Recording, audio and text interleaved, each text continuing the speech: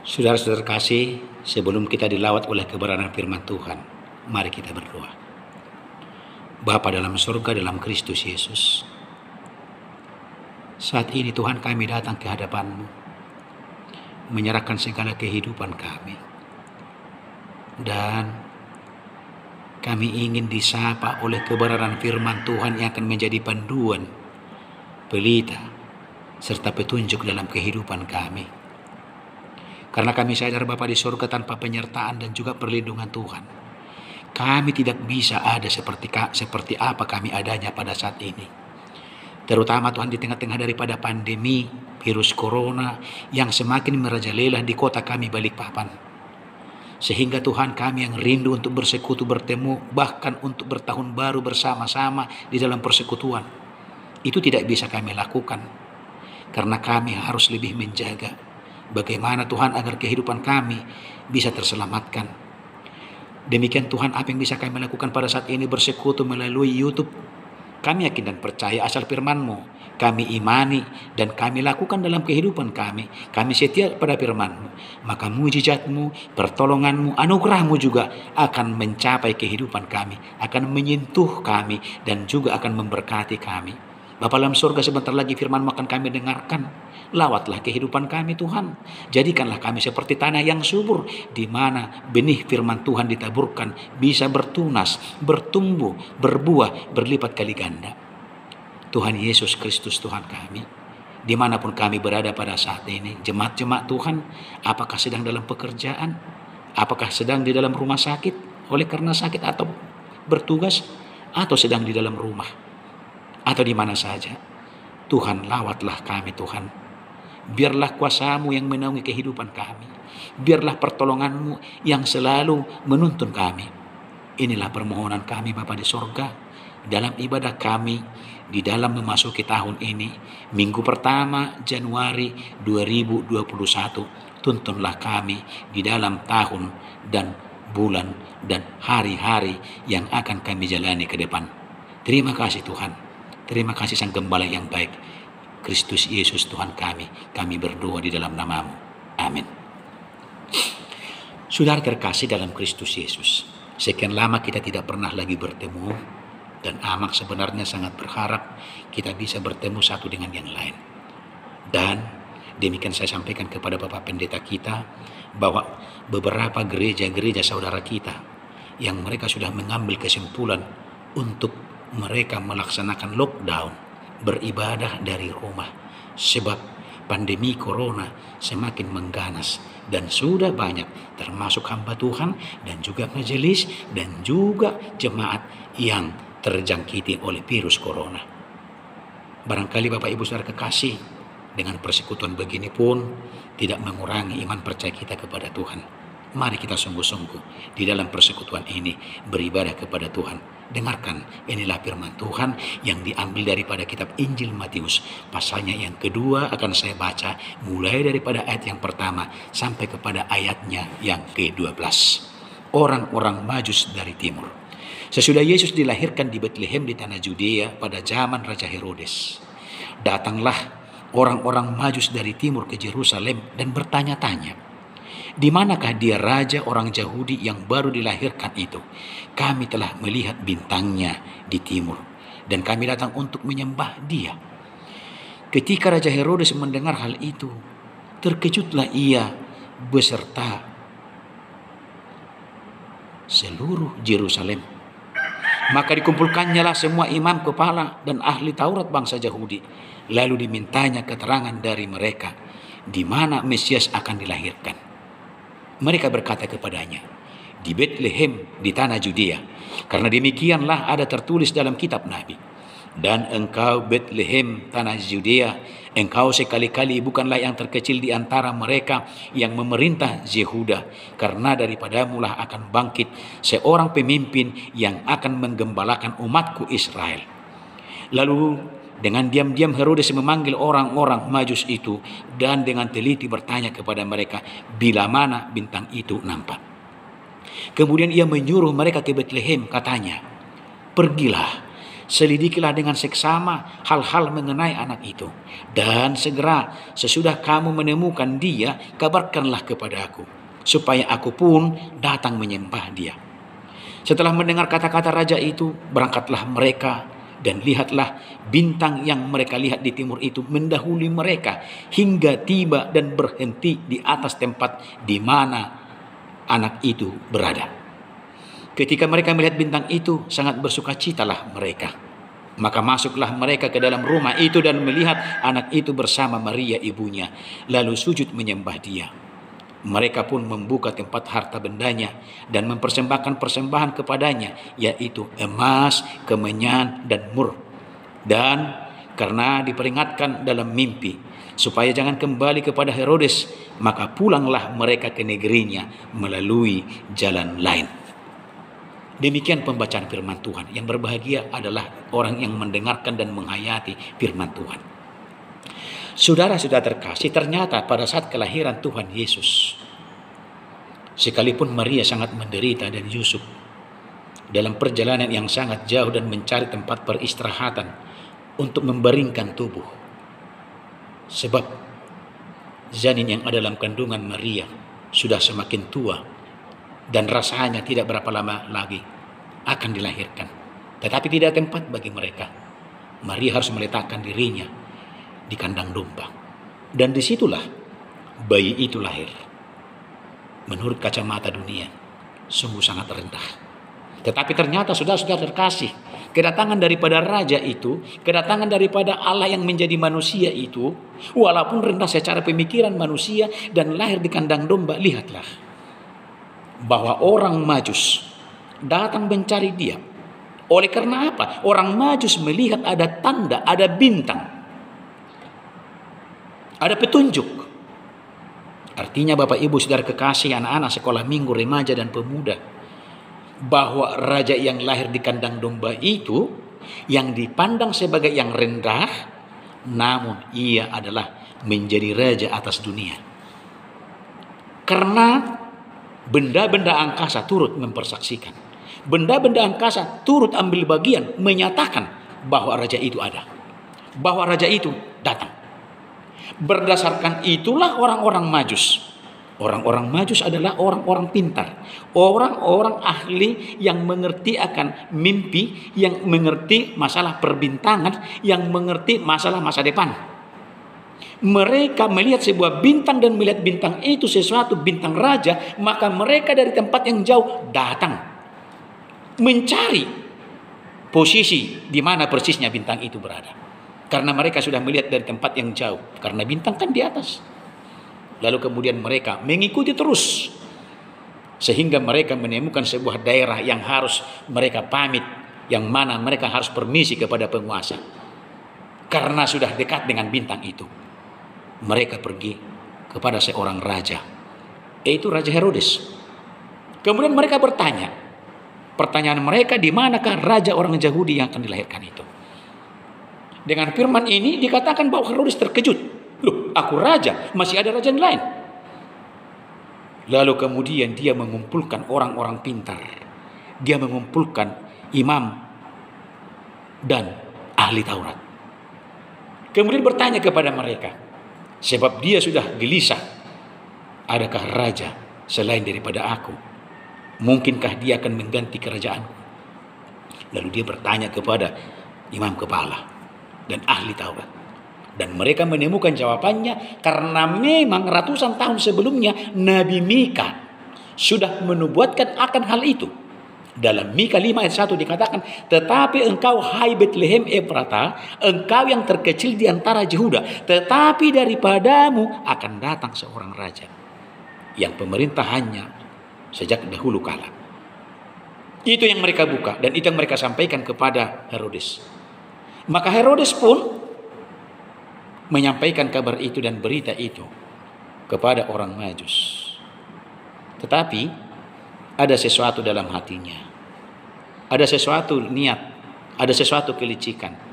Dikatakan tadi dengan teliti, lalu ia bertanya kepada mereka bila mana bintang itu nampak, dan menyuruh mereka bahwa raja yang lahir itu yang orang Majus sebutkan adalah di Bethlehem. Tetapi ada pesan, ada embel-embel. Kalau kamu sudah melihat dia, datanglah juga kepadaku, karena aku pun akan ikut menyembah. Itu yang dikatakan oleh Herodes. Lalu kemudian mereka pergi. Mereka melanjutkan perjalanan yang begitu jauh, tetap dengan panduan bintang itu tadi di atas. Bintang itu berhenti. Lalu mereka persis di atas daripada tempat bayi yang lahir itu Yesus. Lalu mereka memasuki. Dan dikatakan dengan firman ini, mereka menemukan bayi dengan ibunya, yaitu Maria. Mereka sangat bersuka cita setelah bertemu dengan Tuhan Yesus. Apa yang mereka lakukan? Persiapan yang begitu matang. Karena mereka tahu persis siapa yang lahir ini. Mereka sudah mempersiapkan apa yang pantas harus mereka lakukan, yaitu emas, kemenyan, dan mur. Itu adalah benda-benda yang sangat bermakna dan punya nilai-nilai tertentu.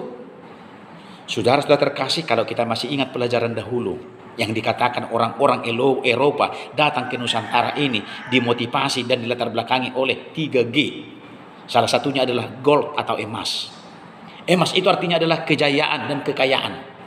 Artinya bahwa orang Majus itu datang membawa dan meyakini raja yang datang ini, raja yang mereka sembah itu, raja yang mereka jumpai itu adalah raja yang jaya, raja yang luar biasa, raja yang hebat. Maka mereka mengeluarkan persembahan mereka emas. Kemudian mereka juga mengeluarkan persembahan mereka, yaitu kemenyan. Kemenyan itu bersangkut paut dengan masalah ritual, bersangkut paut dengan masalah persekutuan dan peribadatan. Artinya bahwa ahli-ahli yang datang dari timur itu, orang-orang Majus itu percaya betul bahwa raja itu bukanlah hanya raja dunia yang ditabiskan oleh dunia, tetapi dia adalah berhubungan dengan yang ilahi, berhubungan dengan Allah yang maha tinggi. Oleh sebabnya mereka membawa kemenyan.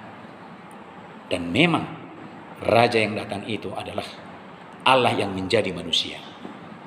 Kemudian dikeluarkan lagi, dipersembahkan lagi, yaitu mur, sesuatu wangi-wangian yang luar biasa. Kita masih mengingat bahwa suatu ketika Yesus dihadirkan atau dijumpai atau didatangi oleh seorang perempuan lalu membawa minyak yang sangat mahal. Itu juga bagian daripada persembahan. Sudah terkasih, kita yang bersekutu pada saat ini mengingat bahwa Yesus yang sudah kita pestakan pada Desember kemarin, dan saat ini kita renungkan bersama-sama. Dari sini kita harus melihat ada beberapa hal. Pertama sekali, saudara kekasih, orang itu datang dari mana? Dan tujuannya kemana? Proses apa yang mereka lakukan? Satu, orang-orang Majus itu adalah orang yang melakukan perjalanan berhari-hari. Orang yang melakukan perjalanan bukan hanya dengan berhari-hari, tetapi penuh dengan sebuah pertanyaan. Kemana arah daripada bintang ini?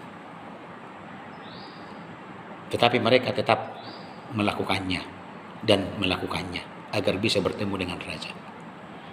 Apakah kira-kira Bapak Ibu kekasih, di dalam hari-hari yang Tuhan berikan kepada kita kesempatan untuk beribadah, kita dengan senang hati mencari Tuhan, atau sebaliknya kita punya alasan banyak sekali agar tidak datang bergereja bersekutu kepada Tuhan? Saudara-saudara terkasih, mengingat orang Majus adalah orang-orang yang tidak percaya kepada Allah, yang tidak mengerti hukum Taurat Israel. Tetapi orang Majus itu mempercayai Yesus adalah raja. Bagaimana kita dalam kehidupan kita? Apakah kita mempercayai Yesus adalah raja yang harus kita temukan, yang harus kita jumpai, yang harus kita selalu bersekutu kepadanya? Itu yang pertama. Yang kedua, orang-orang Majus itu datang tidak hanya dengan tangan kosong, tetapi mereka mempersiapkan apa yang terbaik, yang bernilai. Itu yang mereka sampaikan. Saudara-saudara terkasih, saat kita datang bersekutu kepada Tuhan, apa yang bernilai yang bisa kita lakukan untuk menyembah Yesus? Karena Dia sudah menyelamatkan kita.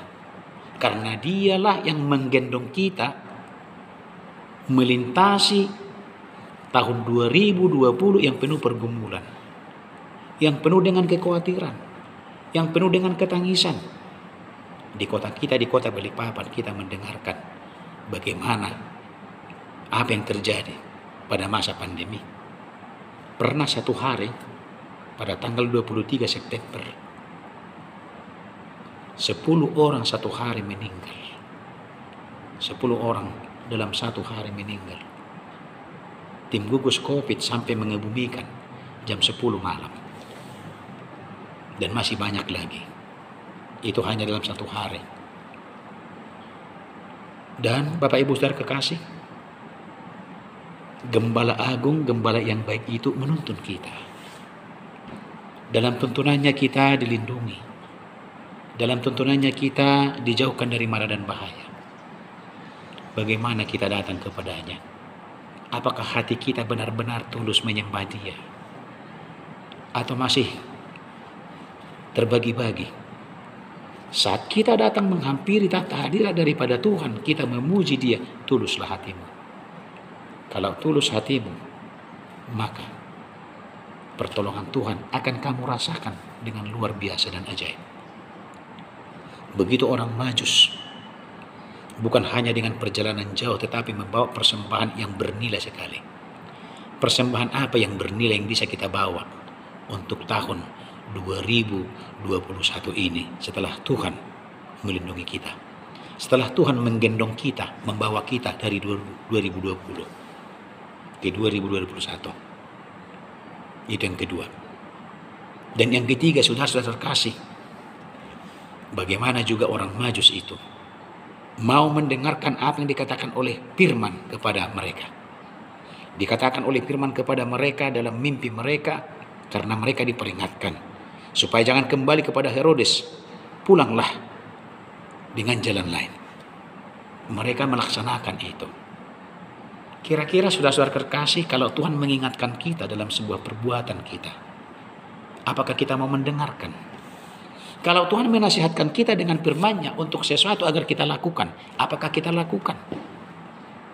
Kalau Tuhan mengingatkan kepada kita agar kita tidak lagi melakukan sesuatu yang tidak benar, apakah memang kita dengarkan?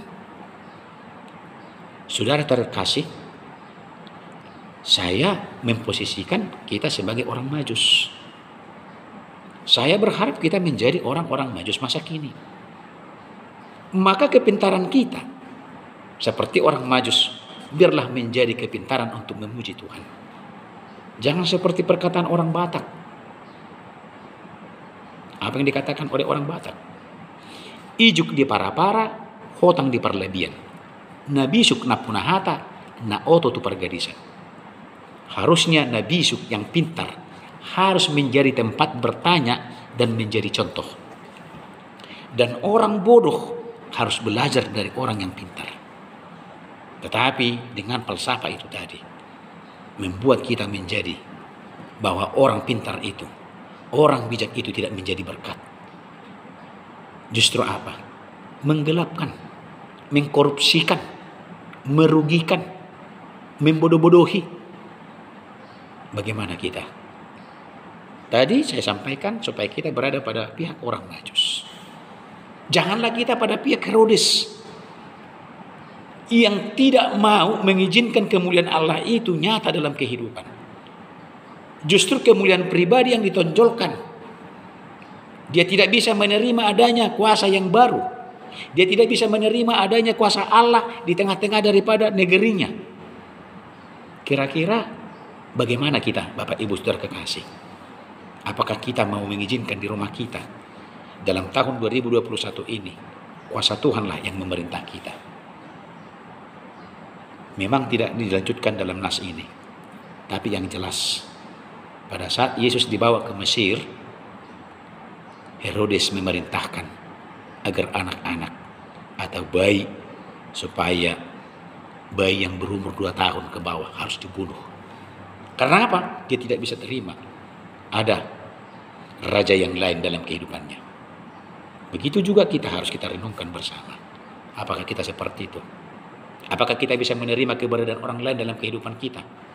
terutama di tengah-tengah daripada pergumulan negara kita dan bangsa kita saat ini, yang mana mau memaksakan ideologinya, yang mau memaksakan kehendaknya, yang mana mau memaksakan ajarannya untuk diperhatikan oleh orang-orang lain juga. Saudara terkasih dalam Kristus Yesus, selain daripada ini, firman Tuhan ini akan menuntun kita.